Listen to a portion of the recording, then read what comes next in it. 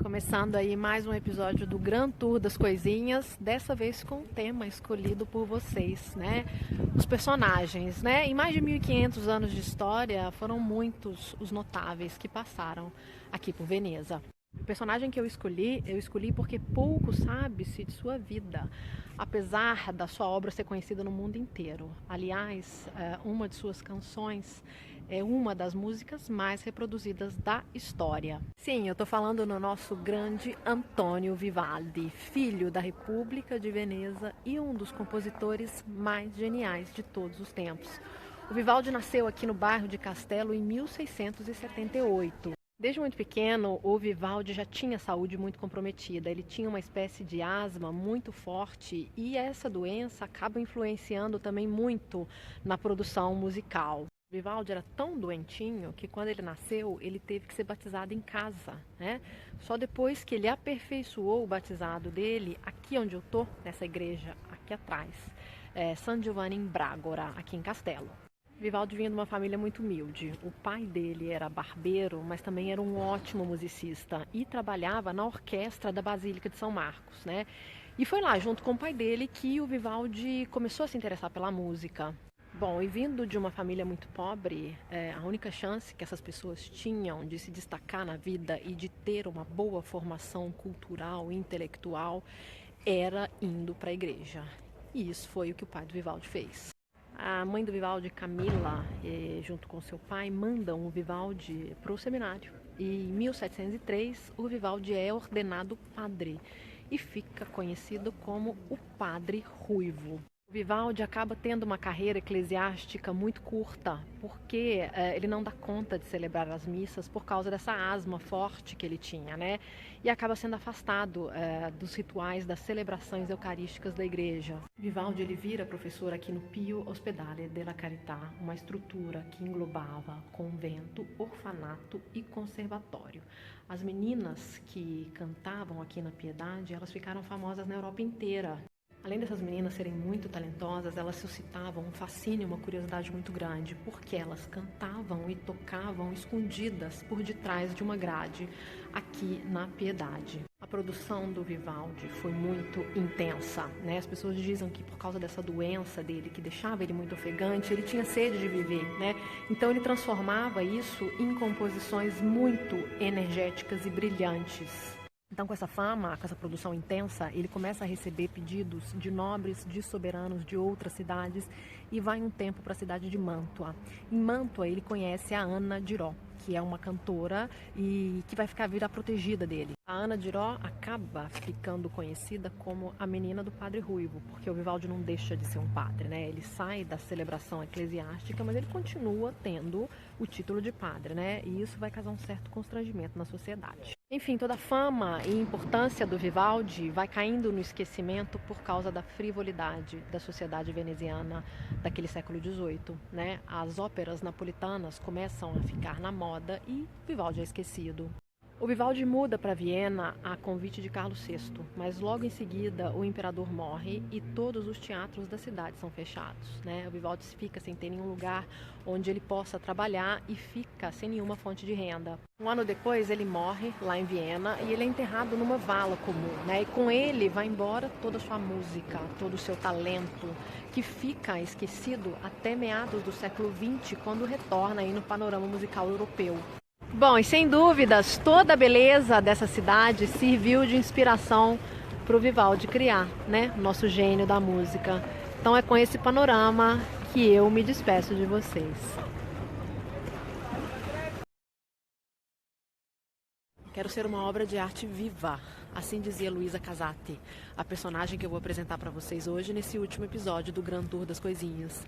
Uma mulher polêmica e fascinante que viveu na Veneza dos anos 1900. Luisa Casati nasce em 1881 em Milão. O pai dela era um grande produtor de algodão. Ela vinha de uma família muito rica e desde cedo ela demonstrou um interesse muito grande pelas artes figurativas. Os pais dela morrem quando ela ainda é adolescente e junto com a irmã Francesca, elas viram as herdeiras mais ricas de toda a Itália. Então, aos 19 anos, ela se casa com o Marquês Camillo Casati. Mas a vida de esposa exemplar não entusiasma muito a Luísa. E é nesse momento que ela conhece Gabriele D'Annunzio, um escritor italiano muito famoso, mas não só pelas suas obras, mas pela coleção de amantes que ele tinha. É nesse momento que a Casati coloca para fora todos os seus instintos e começa a sua transformação. Ela era dona de uma beleza muito exótica, uma pele muito branca, um rosto assimétrico, olhos enormes. E ela dilata esses olhos com gotas de belladonna para exaltar esse olhar dela, uma maquiagem preta, cabelos esvoaçantes e um batom muito vermelho. Era uma pessoa muito, muito exótica. D'Annunzio convence a Casati a comprar uma casa aqui em Veneza. E ela resolve comprar o palácio mais decadente da cidade, que é o Palácio Venier de Leone, aqui nas minhas costas, no Canal Grande. O Palácio Venier del Leone é aquele palácio branco, mais baixo, ali onde o Vaporetto está passando neste momento. E anos depois esse palácio é comprado pela PEG Guggenheim e hoje ele é um museu. A Casati encheu esse palácio de animais insólitos, um tigre, um leopardo, papagaios, macacos e pássaros albinos que ela pintava as asas de uma cor diferente de acordo com seu humor. Andava inclusive com uma jiboia pendurada no pescoço e muitas eram as histórias que gravitavam em torno a esse personagem. Uma delas dizia que a Casati saía de noite e ia passear na Praça São Marcos seminua com o leopardo.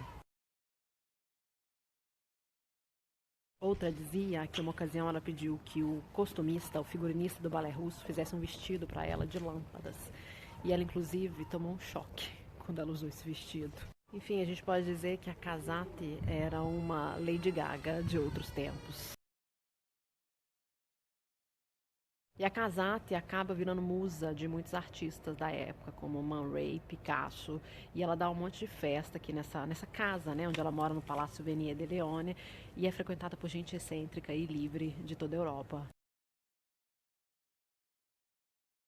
Com toda essa personalidade, a Casati acaba conquistando o grande objetivo dela, que eu falei no início, que era ser uma obra de arte viva, né? Mas isso tem um fim, né? Os tempos de glória vão acabando pouco a pouco.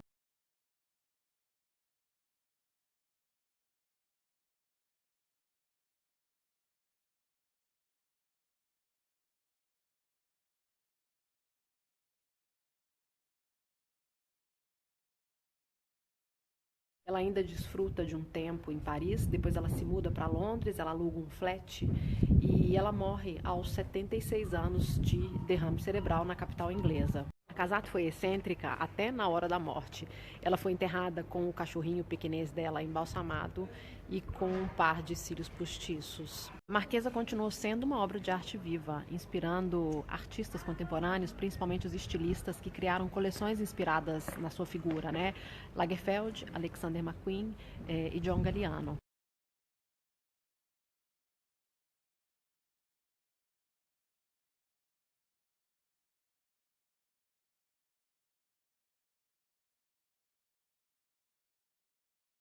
Bom, eu vou ficando por aqui. Espero que vocês tenham gostado aí de conhecer a história da Marquesa Luisa Casati. Convido todo mundo para passar lá no Milão nas Mãos, que a Magê está falando de um personagem importantíssimo para a história da cidade, que é o Leonardo da Vinci. Esse é o episódio de despedida da primeira temporada do Grand Tour das Coisinhas, é o último episódio dessa primeira temporada, mas a gente tem muitas novidades e outras coisas esperando por vocês. A gente está preparando um conteúdo extra dessa primeira temporada e, é claro, também o diário do Grand Tour das Coisinhas, que a gente está fazendo com o maior carinho aí para registrar esse percurso que a gente teve durante esses meses por aqui. Então eu queria agradecer todo mundo que acompanhou a gente nessa viagem aí do Grand Tour das Coisinhas, esse percurso desses meses. Obrigada pelos elogios, pelo incentivo, por acompanhar a gente com tanto carinho. Mas não acabou não, viu? Nos vemos muito em breve aqui comigo no Passeios em Veneza e lá com a Magê no Milão nas Mãos.